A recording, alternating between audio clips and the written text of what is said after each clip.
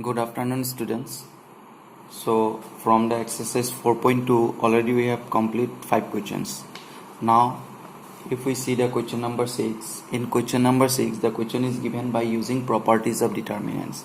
Here the condition is not given without expanding. So that means if we need, then we can expand also. But here in question number 6, this one is very interesting question. If you see here in this determinant, the diagonal elements are all 0.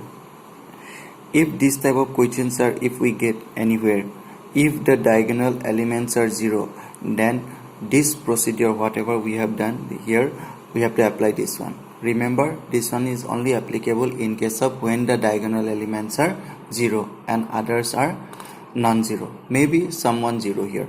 So now in this case, what you have to do, we have to consider the determinant delta as you see here. So we consider this one. Now after taking this one, now we put this one is equation number 1. Now interchanging rows and columns. So that means the meaning is what? We have to interchange each and every row to columns. So that's why here the first row is, you see here 0a minus b. So that's why we write here in first column 0a minus b. Similarly minus a 0 minus c. That's why we write here minus a 0 minus c. And b c 0. That's why we write here b c 0. Written. After writing this one, now what you have to do, from the first row we take minus common. Similarly from the second row we have to take minus common, and from the third row we have to take minus common. So here if you take minus common from the first row, then here remainder result is 0a minus b. And in the second place we have to write minus a 0 minus c, and in the third place we write b, c and 0 if you see here. So here why we have taken 3 minus from 3 rows? Because if you taking minus from 3 rows, then whatever the determinant we get, this determinant is same as equation number 1. For that reason we have to take minus from each and every row. So minus minus minus. So that's why ultimately in place of this one we can put delta, and here 3 minus are there, so that's why minus delta. So if you shift this minus delta to here, then 2 delta we get here. 2 delta equal to 0. 0 means 0, the value of this determinant is 0, and cross multiplying 2, then delta equal to 0. Delta means what? Ultimately we write this one. So this delta 0 a minus b minus a 0 minus c b c 0 equal to, we get a result is 0. So in this way we have to prove this question. Is it clear? Okay.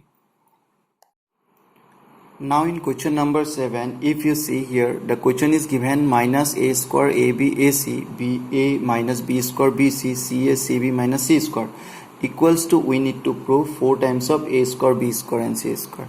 So now first of all what you have to do, if you see the first row, in the first row if we see here a is common, isn't it? In the second row if you see b is common.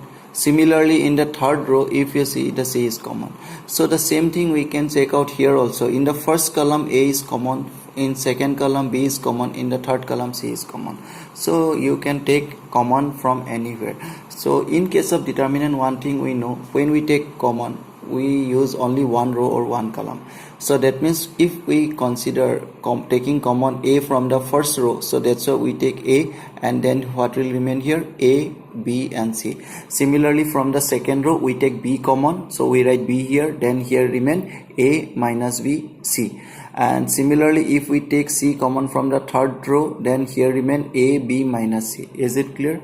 So now after taking this one, now again if you see, first time we taking common from the rows, and now second time if we take common from the columns. So in the first column you see what is common? A is common. So if you take a, one more a, then a into a square we get. Similarly from b if you take common, then b into b square. Similarly from here if we take c common, then c square. So this one I think all of you understood. Now here remain minus 1 1.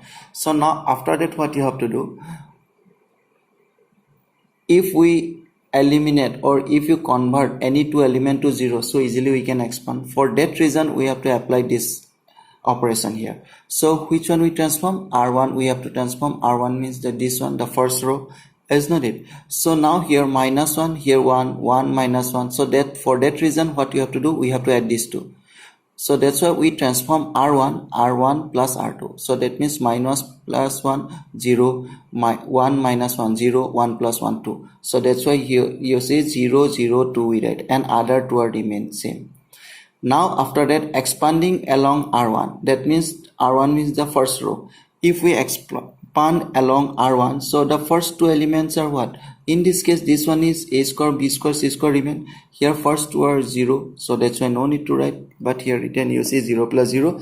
And the last one is, what is the position of this one? Third row, first column, that means minus 1 to the power 3 plus 1 according to our expanding formula. Minus 1 to the power 3 plus 1 means 4 positive, so that's why not written here. Simply we write 2, and if you expand this one, this column and this row cancel, so what will remain? 1 minus 1, 1 minus 1.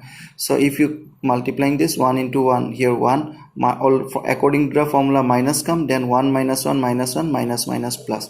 Ultimately if we calculate, then this result we get here 4a square b square c square. Is it clear? This one is our right hand side. In this way we can prove this question. Is it clear? So here we apply the properties, as well as at last we expand the result also, because here the condition is not given like without expanding. Is it clear? So in this type of questions we have to do like in this way. Okay.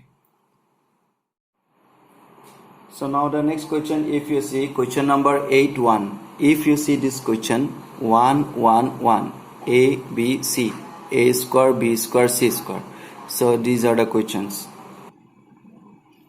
Now in this question, if you see here the properties, so one question arise here, how can we know we have to apply these properties here? So the main thing is what here, this one is totally depending on your question. First of all, if you see in question number 8.1, we need to prove a minus b, b minus c, and c minus a. Is not it?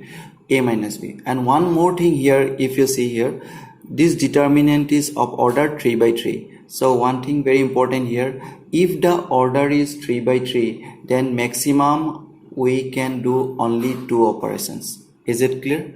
So if the order is 4 by 4, then there we can do maximum 3 operations. So now in this case it is 2 by 2, so that's why we can do here 2 operations. So now in this case, how can we know? We have to apply this result. So this one is totally depending on your answer. So in your answer we need a minus b and b minus c. So if you see this question, how can we get a minus b result? So obviously R1 minus R2, if you do, then you get a minus b. Similarly we need b minus c. So how can we get b minus c? So if you subtract b minus R2 minus R3, then we get b minus c. So for that reason we write these results.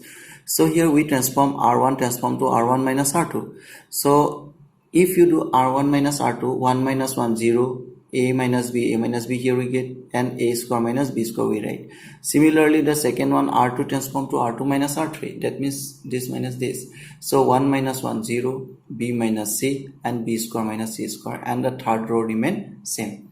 Now after that, if we see here 0, a minus b, a square minus b square means we can write a plus b into a minus b. So a minus b is common in the first row, so we take a minus b common. Similarly b minus c, here b minus c into b plus c, so that means b minus c is common, so we take outside b minus c here. So after taking common these two, now what will remain here? 0, 1, a plus b, you see here 0, 1, b plus c, and 1 c, c square remain here. Is it clear?